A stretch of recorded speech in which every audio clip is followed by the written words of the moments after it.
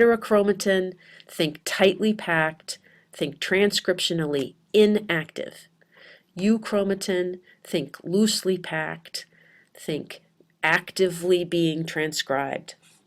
If you look at the drawing on this page, up at the top you can see what represents the nucleus of a cell in purple.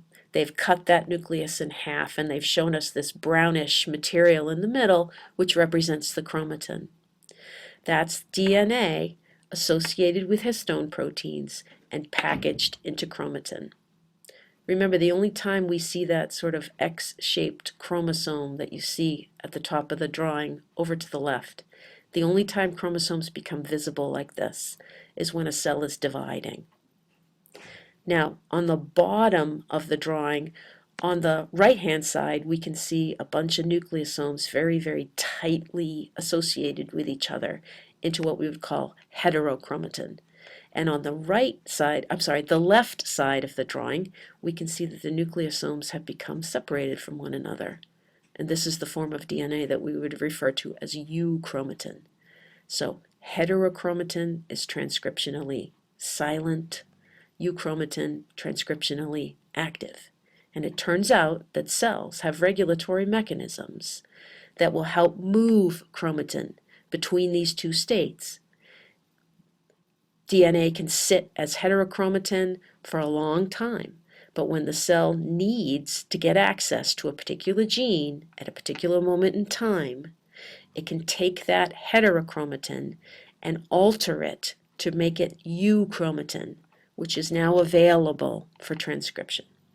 So if we go back to our example of the heart cell and the pancreas cell, the insulin gene is going to be in the euchromatin form in the pancreas cell and in the heterochromatin form in the heart cell. So how does a cell get heterochromatin into the euchromatin form?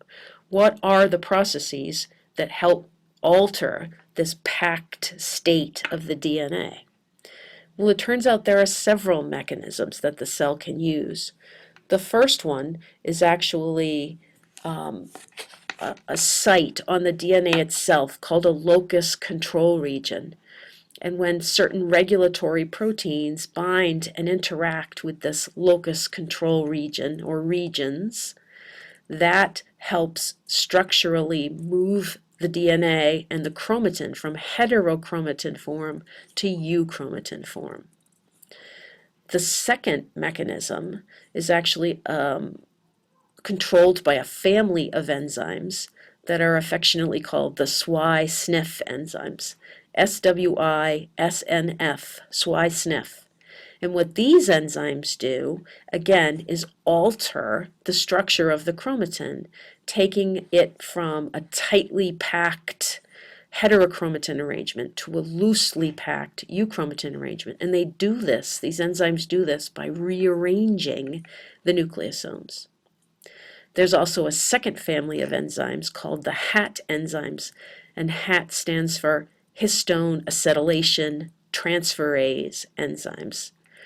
These are enzymes that act on the histones themselves, and what they do is they place acetyl groups onto these proteins. We've talked about acetyl groups as one of the chemical modifier groups that get added and removed from proteins in the RER.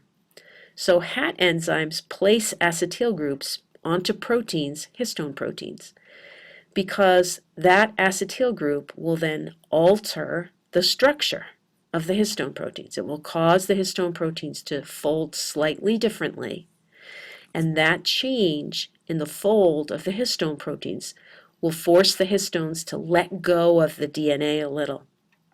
Histone proteins have a net positive charge, and DNA has a net negative charge. So histone proteins and DNA are naturally attracted to each other. What acetyl groups do when they're bound onto histone proteins is remove or at least physically block the positive charge. And therefore the histone is less attracted to the DNA and it lets it go a little bit.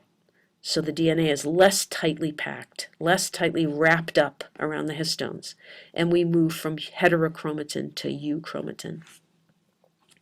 Now, if the cell needed to do the opposite mechanism, if the cell needed to take some euchromatin and move it into the heterochromatin state, it could use another family of enzymes that are called methyl transferase enzymes. Methyl groups, when they get added on to DNA, will help get the more loosely packed DNA and histone proteins into a more tightly packed formation.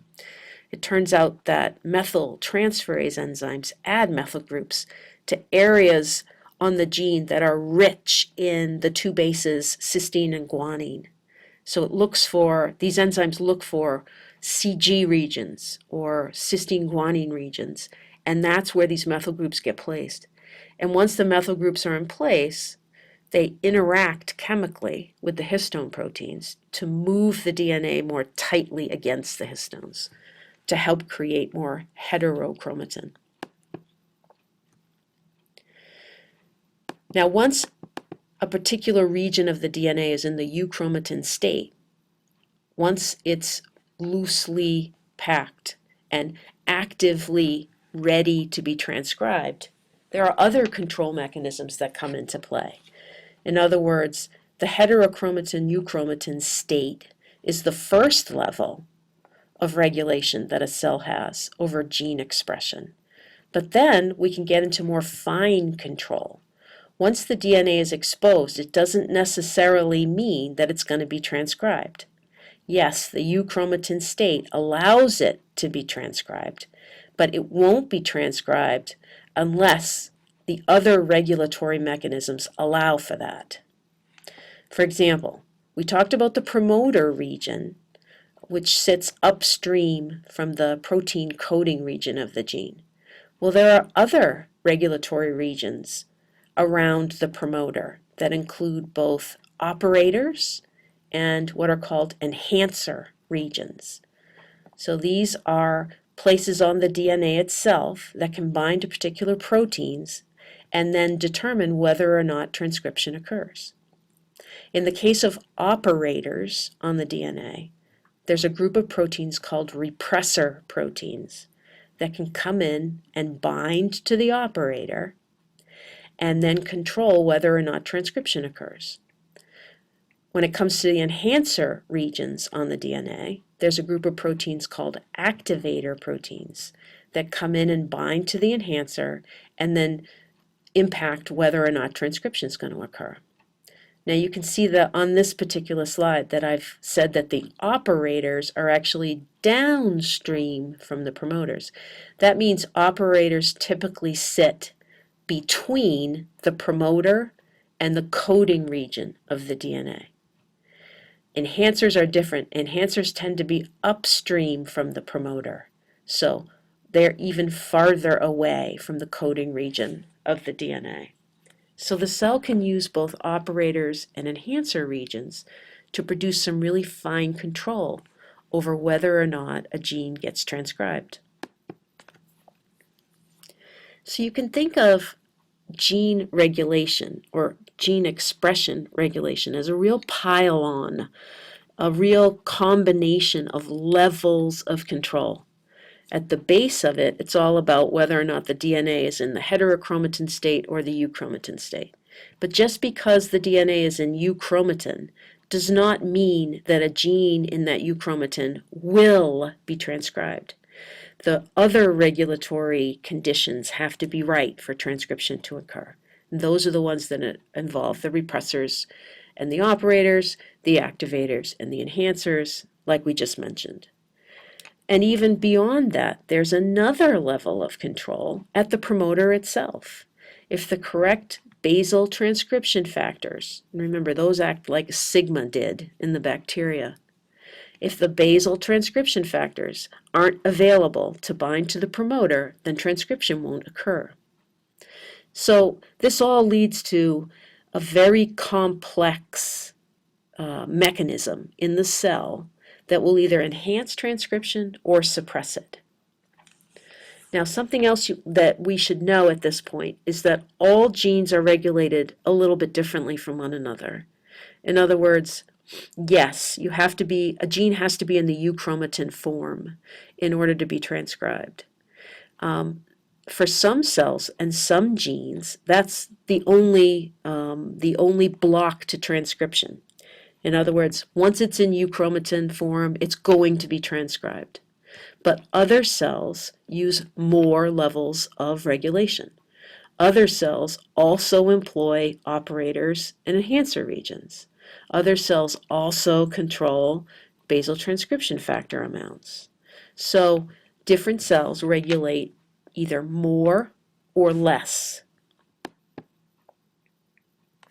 Okay, before we go any further, I just want to get this vocabulary of the regions on the DNA straight.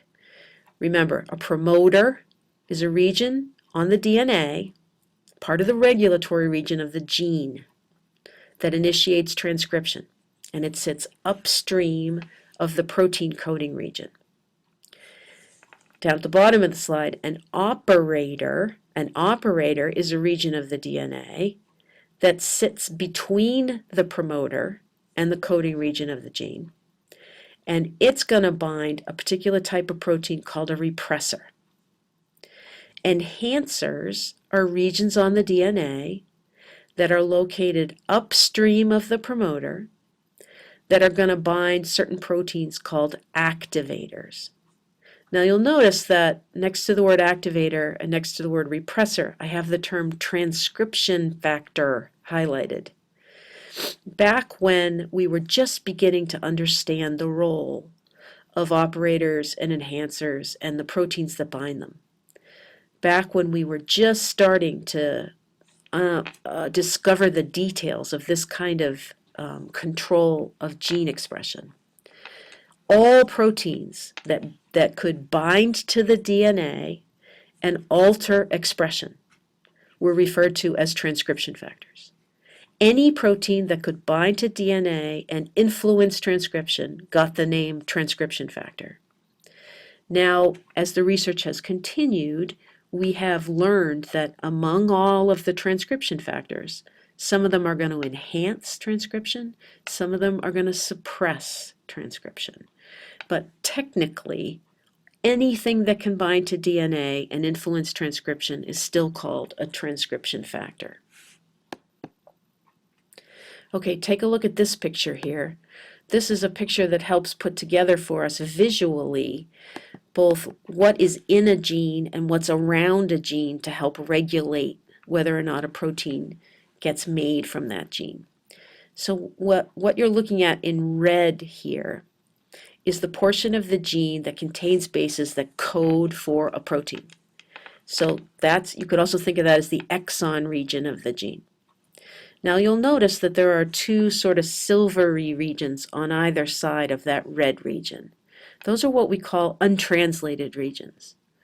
They flank the coding region, so there's areas on both sides of the coding regions.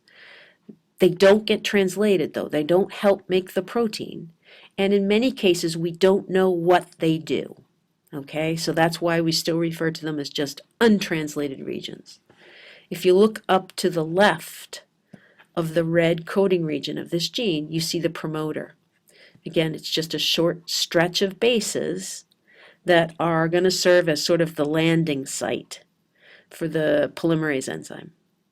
And then you'll see that up even further to the left of the promoter is where we would find one of these enhancer regions. Now you can't see an operator in this drawing, but the operator would sit somewhere between the promoter and the coding portion of the gene. So the next question is, in terms of these enhancer regions and these operator regions, how exactly do they influence transcription? We know that when a repressor protein binds to an operator, for example, transcription stops or at least slows down. And we know that when activator proteins bind to enhancer regions, transcription speeds up. The question is, how how exactly does the binding of a protein to one of these regions influence transcription this way? So this picture is the first how for us. Up at the top, you can see a drawing of a strand of DNA. And you can see in the darker color where the coding region is, the bases that need to be transcribed and translated in order to make a protein. You can also see a yellow-orange region that's labeled operator. So that's one of these regulatory regions.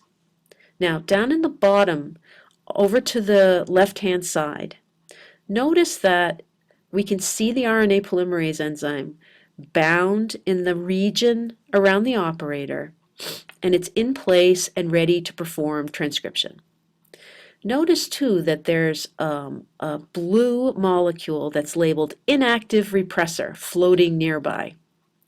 So in other words, there is a state in this cell, a particular point in the life of this cell, where RNA polymerase is perfectly able to come in, bind to the DNA, and transcribe the RNA that will be needed to make protein. In other words, there is a time in the life of the cell where transcription can be on, and we can make protein from that gene. But if you look over to the right-hand side, you can see that there's another time in the life of this cell when this inactive repressor becomes active. So something will bind to the inactive repressor and cause it to change shape. Now we're not talking about the details of what that something is, but some other protein or some other chemical modifier, and they're designating that in with these red-orange circles, can come in, bind to the inactive repressor protein, cause it to change shape, and activate it. The active repressor can then bind to the operator on the DNA, and that's what you're seeing in the picture. When this happens, when repressor proteins get activated and they're able to bind to the operator region on the DNA, they provide a physical block to the polymerase enzyme. So you'll notice that in that part of the drawing, the polymerase enzyme is no longer sitting on the DNA. It's no longer able to transcribe that gene because there is this physical roadblock in its path, and it's right in the area of the operator. So operator regions, when they're bound with their repressors, are there to turn transcription off. In comparison, enhancer regions, when they're bound to their activators, are there to turn transcription on. And many of them use a very complex mechanism that literally bends the DNA molecule. Now, I'm not going to spend too much talking about this. We don't need to know the exact details of this bending mechanism. But what I want you to take from this picture is that you can see where the coding protein of the gene is in the upper part of the diagram. You can see the coding protein of the gene in gray. You can see its promoter sitting upstream in blue. And then even farther upstream, you can see a blue enhancer region. Up above that enhancer region are the protein activator molecules, shown in red and green and yellow. When these activators, and there are often several of them, when these activators bind to their enhancer, this causes a shape change in the entire region of DNA. Again, not for all enhancer regions, but for many of them. And the take-home message from the bottom part of this drawing is that when activators bind to enhancer regions and the DNA bends, that bending motion allows the RNA polymerase to come in and sit exactly where it needs to be in order to initiate transcription. So again, we don't need to know all the specific details of how this bending occurs, but just understand that when activator proteins bind to enhancer regions, the result is that transcription gets turned on. So let's get a little more specific about some of these second-level gene expression regulatory mechanisms. Let's consider the case in bacteria of what's called the tryptophan repressor. So tryptophan, as you probably remember, is one of the amino acids. And there are times when the bacterial cell needs to produce this amino acid. So remember, according to the central dogma, DNA is used to make RNA, RNA is used to make protein, and it's protein that creates traits. The protein that we're talking about in this particular case is the enzyme that helps make this amino acid called tryptophan. So over on the left-hand side of the picture, where it says genes are on, you can see an orange double helix of DNA, and then above it, floating above it, you can see a green picture of a protein in its tertiary structure. This protein is the repressor protein for tryptophan production. Now, when the genes are on, when they're being transcribed and translated, that repressor protein is inactive, so it's not associated at all with the operator region on the DNA. The gene is exposed, it's transcribed, and the enzyme necessary to make tryptophan is produced. Now, on the other side, on the right-hand side of the drawing, you see something very different. And the difference comes from that little red molecule that you can see right above the arrow from left to right. The red molecule represents tryptophan. It represents the product that this bacteria is getting from the gene. When there's plenty of tryptophan around in the bacterial cell, and the bacteria no longer needs that enzyme to be transcribed and translated, the bacterial cell shuts off transcription because the tryptophan itself binds to the repressor protein and activates it. The repressor protein then comes in and docks in the operator region on the DNA and blocks further transcription. So, in other words, when tryptophan levels are low, the gene necessary to make the enzyme to make tryptophan is transcribed.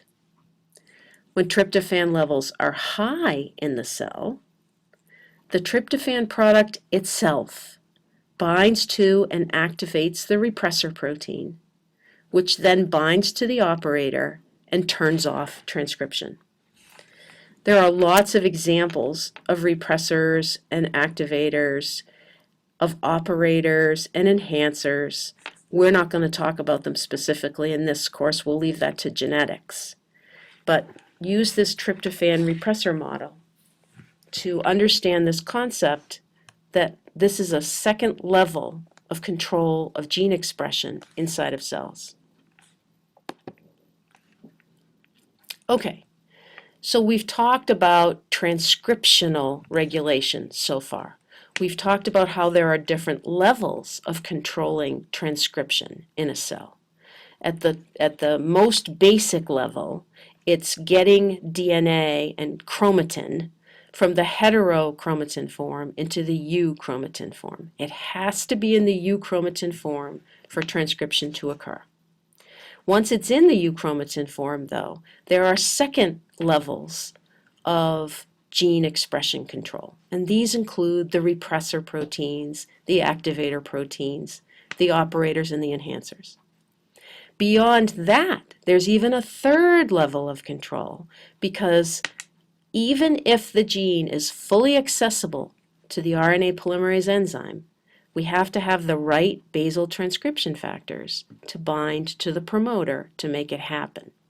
So there are multiple layers of regulatory control of transcription. But transcriptional control is only the first one on the list of methods that the cell can use to control protein production, to control gene expression. Let's say that the transcriptional control mechanisms aren't used and the gene gets transcribed. So we produce an RNA. Does the cell then definitely get protein produced? No. Even if the RNA is produced, the RNA can be regulated simply by controlling whether or not it gets processed, whether or not the introns are removed, whether or not the cap and tail are put on. Even if processing occurs, you're still not necessarily going to make protein because the cell can control whether or not the RNA gets out of the nucleus, whether or not it's transported and localized to the cytoplasm.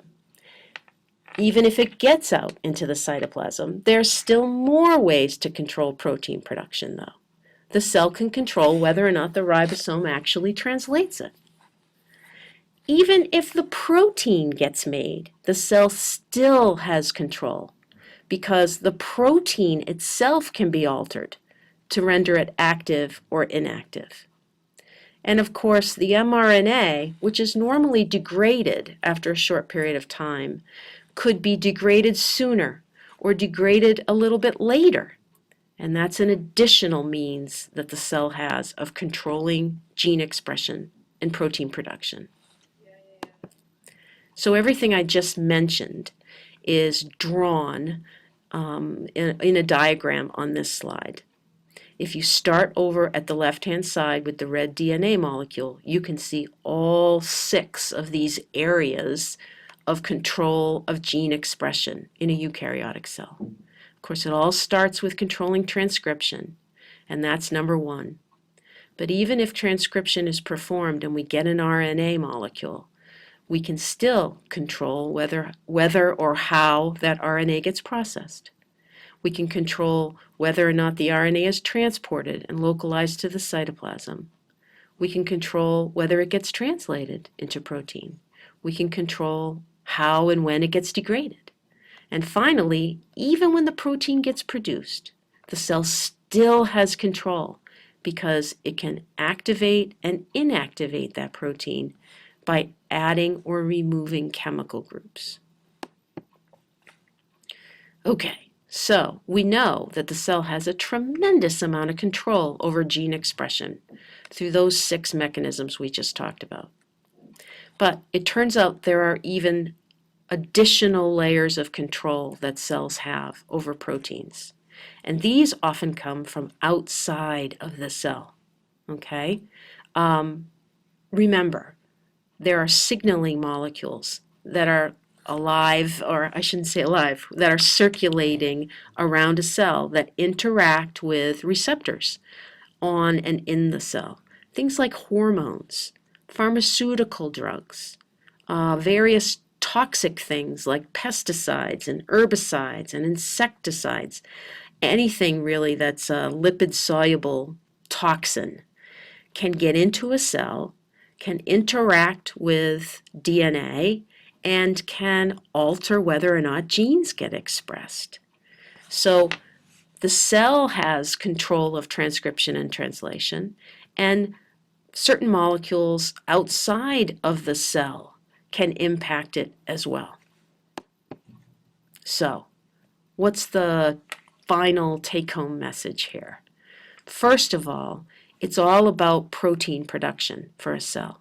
The cell must have control, and does have control, over whether a protein gets made from a gene, when a protein gets made from a gene, and how much protein gets made from a gene. That's the first thing to know. Second, in many disease states, in many cases where something goes wrong, it's actually the overexpression of a gene that's the problem. It's actually producing too much protein from that gene, and that often comes from a lack of control. So it's not whether or not you have a gene that necessarily gives you disease. It's whether or not that gene is being expressed, whether or not the protein is being made from that gene. Cells must control the level of protein in order to control their own health and vitality.